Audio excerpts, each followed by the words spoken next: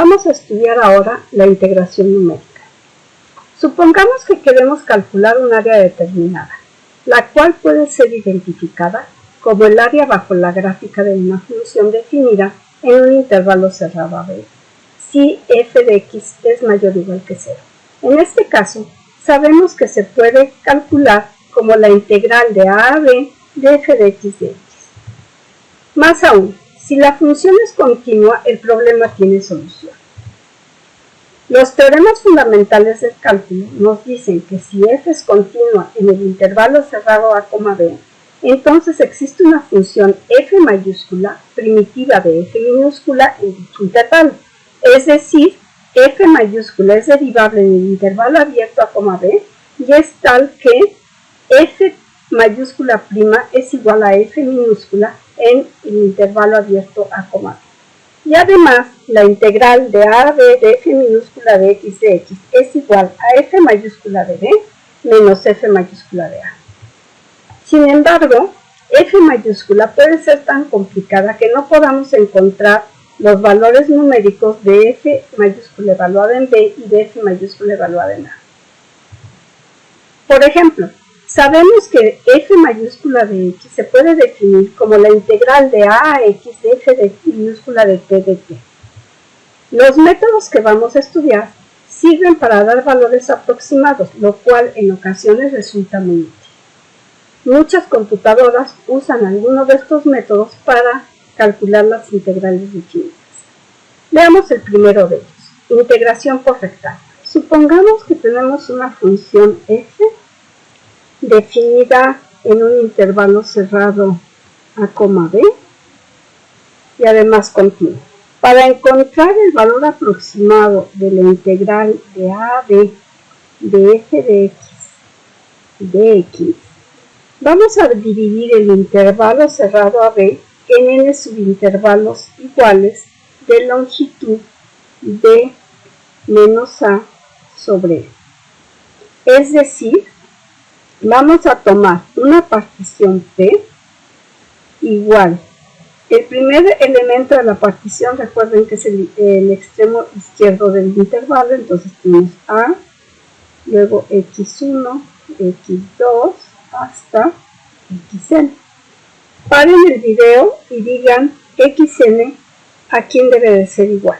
Bueno, en este caso vamos a tener que x1 va a ser igual a más b menos a entre x2 va a ser igual a más 2 que multiplica b menos a entre n.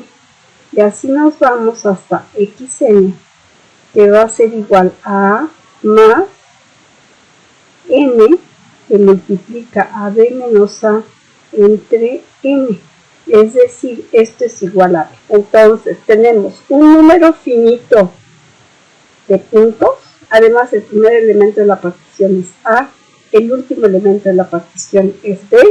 Se cumple que xi es menor que xi más 1. Entonces, la integral de a a b de f de x va a ser igual a f de a por la longitud del intervalo x0, x1, es decir, x1 menos x0 que es igual a a, más f de x1 por la longitud del intervalo x1, x2, que es x2 menos x1, más, puntos suspensivos, f de xn menos 1, que multiplica a xn menos xn menos 1. Ahora, x1 menos a es igual a más b menos a entre n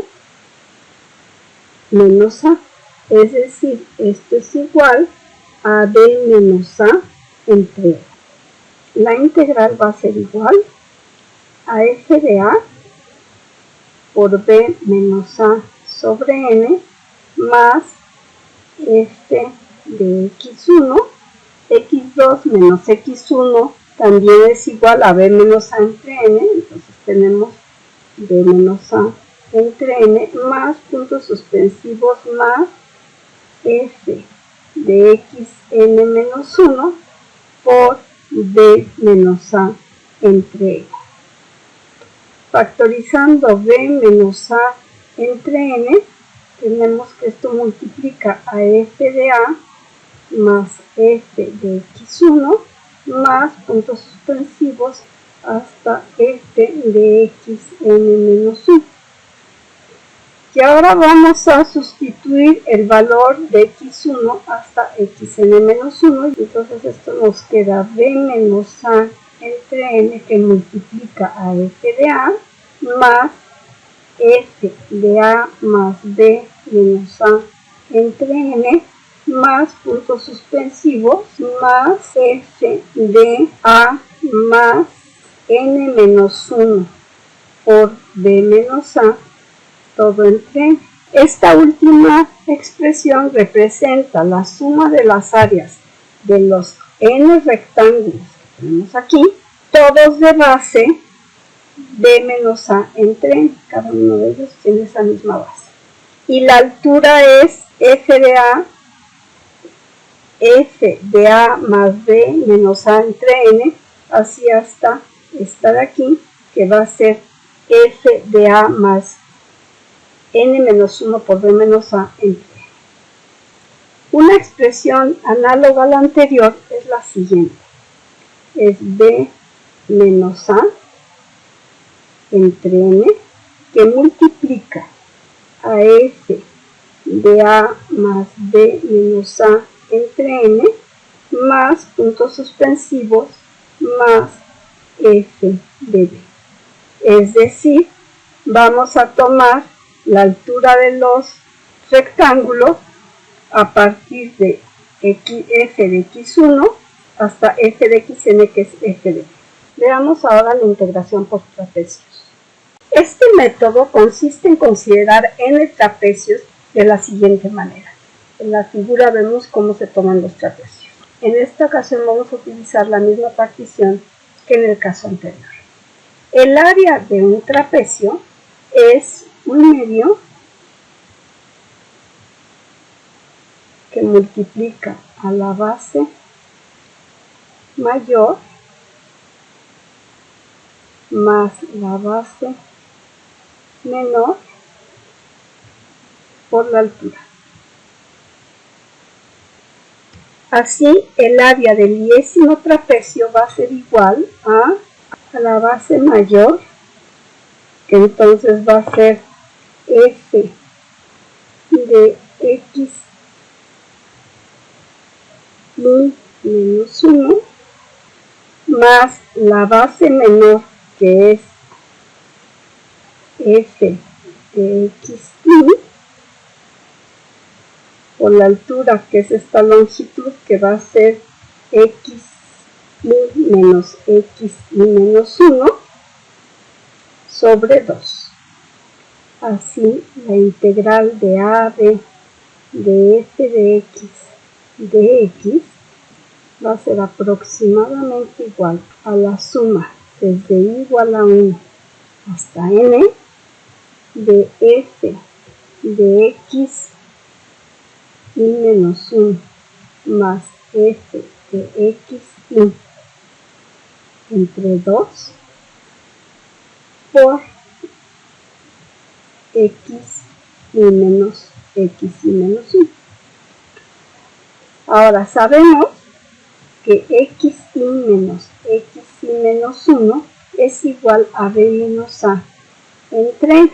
Así la suma va a ser igual. Podemos sacar el 1 medio y b menos a entre n.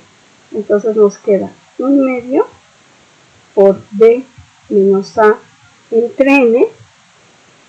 Y luego la suma nos va a quedar. Cuando la i es igual a 1 nos queda f de x0, pero f de x0 es igual a f de a.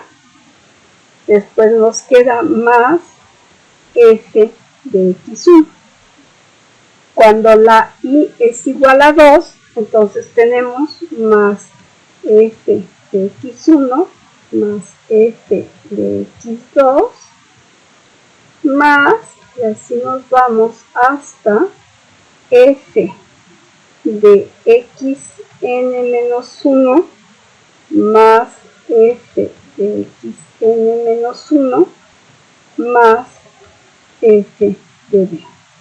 Esto va a ser igual a un medio que multiplica b menos a entre n, que multiplica a su vez a f de a más f de x1 más f de x1 es 2 veces f de x1 más 2 veces f de x2 más puntos suspensivos más 2 veces f de xn-1 más f de b.